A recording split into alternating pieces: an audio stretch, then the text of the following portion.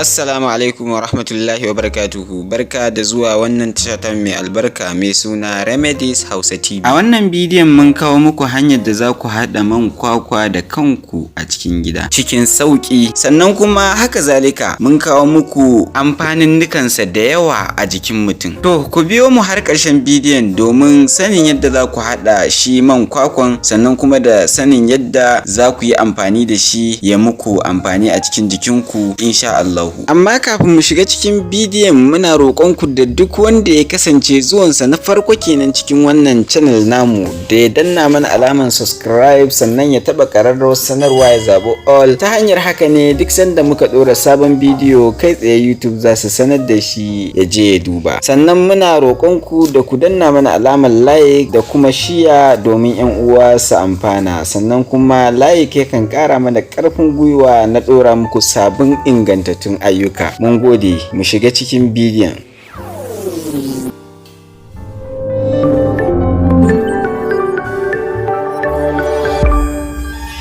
Yadda ake haɗa man kwakwa shine, da farko zaka samu kwakwar ka mai kyau, ka ɓare wannan ɓawon bayanta mai taurin, sannan kuma ka yayyanka ta a cikin kwano sai a markaɗa ta. Idan aka markaɗa ta sai ka zo ka samu rariya, ba kuma mai laushi sosai ba, rariya irin yar zaga-zaga haka, sai ka tace dusar duk abin da kake so da ita zaka iya yi da ita. Abin dai da muke bukata shine wannan tacaccen ruwan kwakwan. Idan ka tace shi sai ka saka shi a cikin ɗan kwano ka ajiye shi ka rufe ya kwana. Sannan kuma idan ka ɗauko shi da safe sai ka samu tukunya wacce take empty, sai ka ɗora ta akan wuta, sai ka juye shi a ciki. A lokacin da ka juye shi a ciki sai kana gauraya shi a hankali, zaka ga yana soyuwa, wata dusa-dusa tana waruwa ta gefe haka, sannan asalin man kwakwan kuma yana taruwa shi ma a gefe.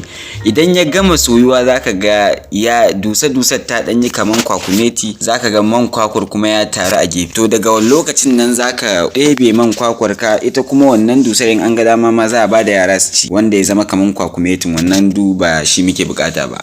Yanda ake haɗa man kwakwa kenan a takaice. Kamar yadda na faɗa muku tun a farkon bidiyon cewa shi bidiyon mu na yau yana da ɓangare biyu, ɓangaren yadda ake haɗa shi man kwakwa da kuma ɓangaren yanayin amfanin nukansa a jikin ɗan adam. To mun gama da yadda ake haɗa man kwakwa, yanzu mun shigo ɓangaren yadda yake amfani, ko in ce yanayin amfanin nukansa a jikin ɗan adam. To abu na farko dai, shi man kwakwa idan ana amfani da shi ana shafa shi a jikin fata, yakan gyara fata, yakan ƙara ma fata haske da kuma kyau. Sannan kuma idan ana amfani da shi still a wajen shafawan, yakan rage zafin fata idan mutum yana mu'amala haka a jikin wuta ko yakan yawan shiga rana. To man kwakwa yakan taimaka sosai wajen rage jin zafin wannan rana da kuma zafin wuta. Sannan kuma idan ana amfani da shi wajen cin abinci, yana hana kamuwa da ciwon zuciya saboda yana ɗauke da sinadari na lauric acid, wanda shi wannan lauric acid ɗin yakan taimaka wajen narka duk wani kitse da yake cikin jini. Sannan kuma yana kashe ƙwayoyin cututtuka da dama a jikin ɗan adam. Haka zalika idan ana amfani da shi a cikin abinci, yana rage teɓa, ƙiba kenan, da kuma nauyi na jiki. Sannan kuma yakan ƙara ƙarfin haƙori saboda yana ɗauke da sinadarin calcium. Sannan kuma abu na ƙarshe a cikin iya abubuwan da na ɗan tattara na lissafo shine, yakan gyara gashi ga duk wanda yake shafa shi a gashinsa. Gashi zai ƙara baƙi, sannan kuma yana magance yanayin kakkaryewar gashi, sannan kuma yana ƙara ma gashi shining da kuma